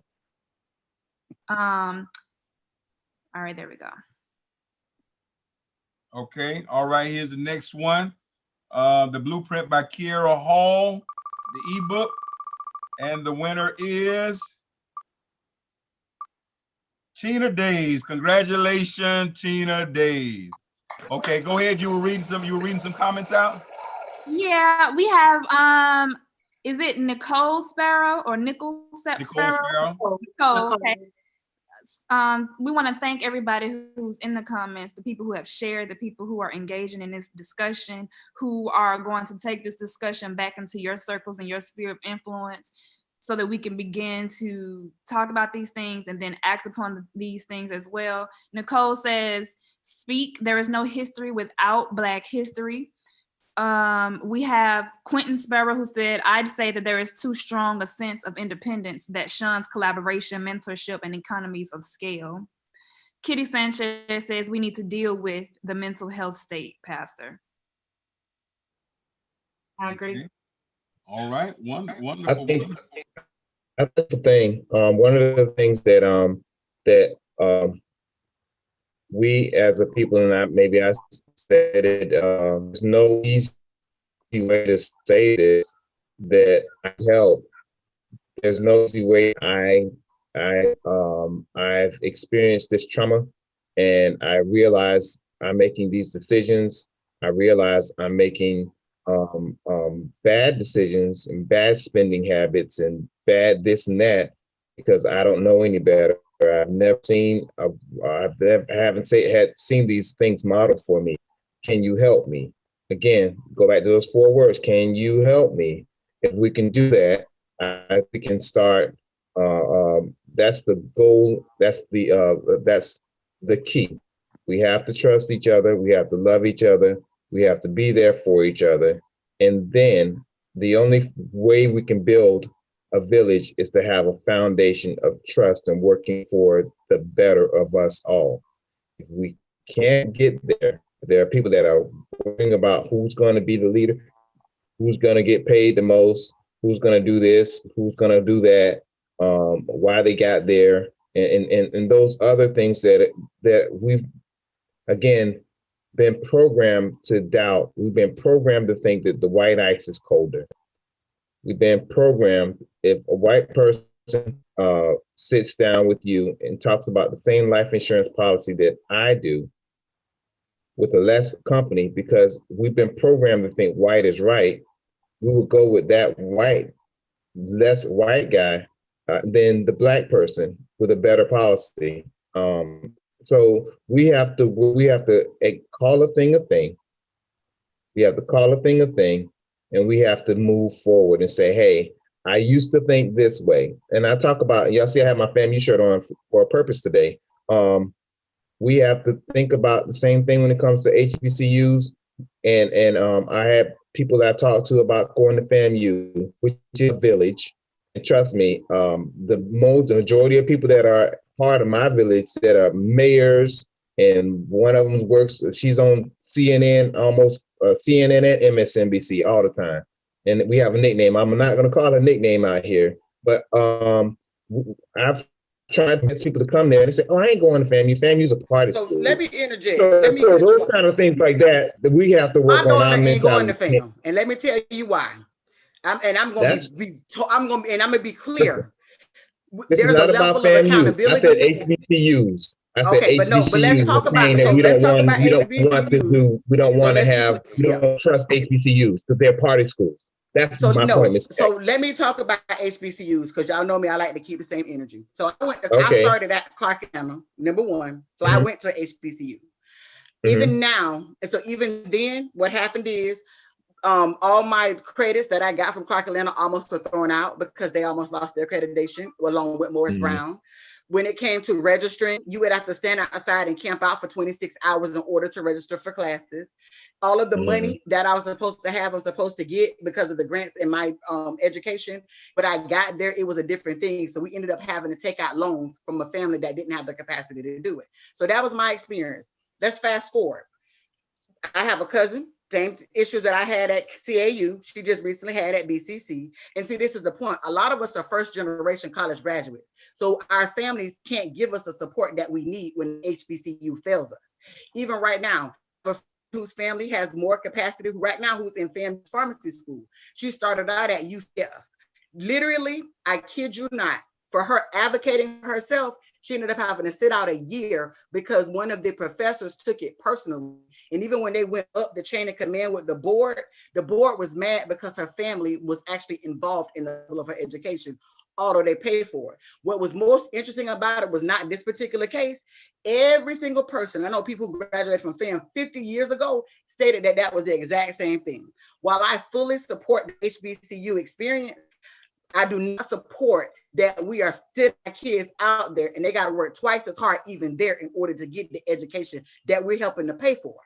And so my deal is when we're having this, in the same thing, when they just sued Howard, same thing just a few years ago, we as a people, as we're fighting for HBCUs, we got to get to a point to have HBCUs to be capable of actually serving our families because of generational gaps and disparities in gaps. I can't send a child to an HBCU, but I can, but many people like me can't, because I can't, as a people, when I say I, can't pick up the pieces when that HBCU fails them. So while I agree with what you're stating and what we need, I can't agree with what I know about HBCUs. And I don't care nothing about party schools, because all these colleges are party schools. But what I know is it's too much at risk for families that are not stable or that are just getting by to send their children there. And so, and many people, what has happened is they've had to come out of those HBCUs, go to a public university or somewhere. All the credits that they got, they did not count. So basically they were starting over. So while I agree with the sentiment, because I definitely know what you mean, you're talking about life insurance. As a real estate agent, I walk a lot of people through free of charge for them to go spend their money with somebody else. I also got to chime in and say, we got to improve that. That's a system where I would want my child to go, but in order for it to happen, we gotta improve it, and we don't like to have that conversation. So that's what we need. That's the conversation that needs to be had. Is before we minimize the HBCU, because they were there for us when these public institutions didn't want us to even sit in their classrooms. We have to have that conversation about how do we fix those issues. And I'm hoping that a lot of that is isolated. I have two sisters who graduated from Bethune-Cookman University, which was college actually when they graduated from there. And it was always my aspiration to go to a HBCU. I ended up not doing traditional college, even though I did obtain my master's degree, but not from HBCU. But my son, he came to me, he's 16 years old, getting ready to graduate in a couple of years. And his question was, do I go to a Black college or university? And I told him, absolutely, if that's what you want to do. One, because you have your whole entire life to be a minority. Go where you're going to be with some people that look like you. You have the rest of your life to be a minority. But we have to have the conversation about how do we change these disparities that these HBCUs are, from Shanae's perspective, and planning upon our children. Like, we definitely want to be able to change that narrative when it comes to historically Black colleges and universities, because we don't want to shun away from them. Because I have actually been encouraging young athletes that I know to attend historically Black colleges and universities rather than going to what we call public institutions or state institutions that are predominantly white, because of their ability to play sports. We're giving all our money to them, but it's our children who are bringing the money into those institutions. So I encourage young athletes to attend Black colleges and universities versus going somewhere else. But if we are experiencing those issues, which may or may not be isolated, then we need to be able to have that conversation as a part of village building, to say, hey, these are the issues that our children are experiencing when we are trying to come to a Black college or a university. How do we help change that? How do we sit on the board? How do we say, that we're not going to— the hard part. The hard part is us. So let's be real, because even too, I'm big on pulling data and different things like that when something happens. And even when you go look at graduation rates at FAMU, when you go look at graduation rates pertaining to when they started and when they finished at BCC, they're dismally low. Even too, I started this years ago when they actually had to sue Howard University because of the misappropriation of funds with their financial aid as well. This is on a much larger scale, even when and so what we've attempted to do, we started a campaign. You know what they did? They clamped down. They didn't want to hear it. And so that's the particular point too. Even too, I have a young man that I offer support to, and he don't have a family. And so I've been with him every step of the way. He's now getting ready to be a senior at FAM. And the only reason he made it through, I have to say this. We cannot paint HBCUs as all right. Hold on for a second. Y'all started a topic with 5 minutes left. That's an hour and a half conversation. I got you. Sparrow, I'm gonna give you, Sparrow, hold on, everybody listen. PWIs have problems I'm too. gonna give you 3 seconds, Sparrow. I'm gonna give you 6 seconds. I'm gonna be liberal. I'm gonna give you 6 Thank seconds. you.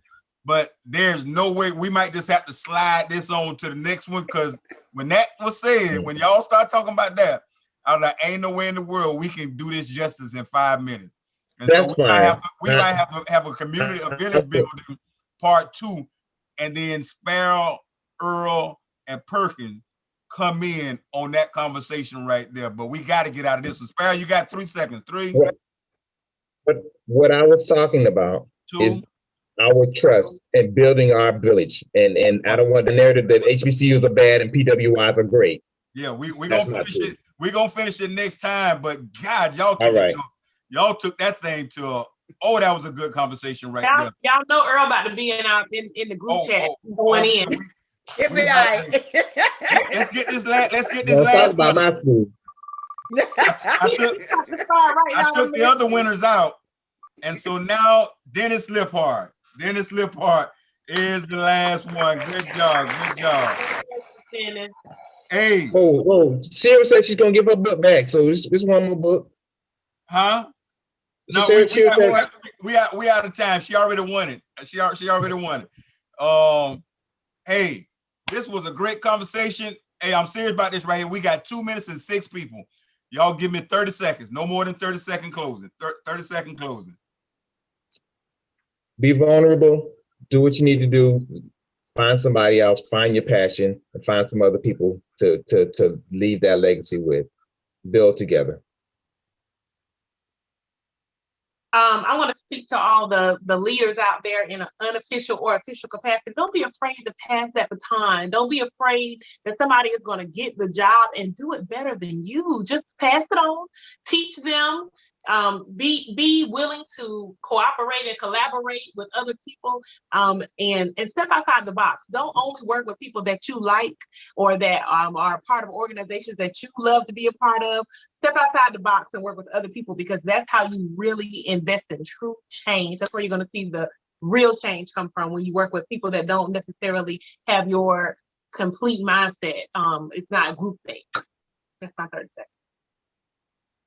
I just want to tell people, shoot their shot. So if you're a person that you're alive and you're breathing, you're a leader. I mean, whatever your capacity is and whatever impact that you make, don't be afraid to shoot your shot, and then seek all the help and the resources to ensure you're successful. Let's come together, learn together, build together, love each other, and get this work done. Each and every last one of us is important, and what we have to offer to the movement and to building is important. So we need to make sure that we are good with coming together and collaborating and cooperating. Don't be afraid to build together. And I agree, if you're the smartest person in the room, you don't need to be in that room, especially if you're trying to build something. Right. You need to be with people who have other different types of skills, and y'all working together in order to build something together. You can't make a building with just a person with a hammer. You need an architect, you need a construction crew, you need a construction manager, you need funding, you need all types of people. So don't be afraid to let your skill shine, but don't be the smartest person in the room, like someone eloquently said earlier. Man, wonderful. We'll see y'all again on the third Tuesday in March at March 16th. And look like we might be going to Lord have mercy. We might be doing a village building part 2, and we might start off at the top with 3 corners to the ring. We got Willie Earl in one corner, Shanae Jackson in one corner, Jamie Perkins in one corner, and we're gonna get back on this village building and HBCUs. Hey, God bless you, man. And this thing ready. This thing gets gooder and gooder and gooder. No, I'm ready. I gotta go prepare. I'm gonna go prepare. I gotta go prepare. They ready. I gotta go prepare. They ready. All right, y'all have a good one.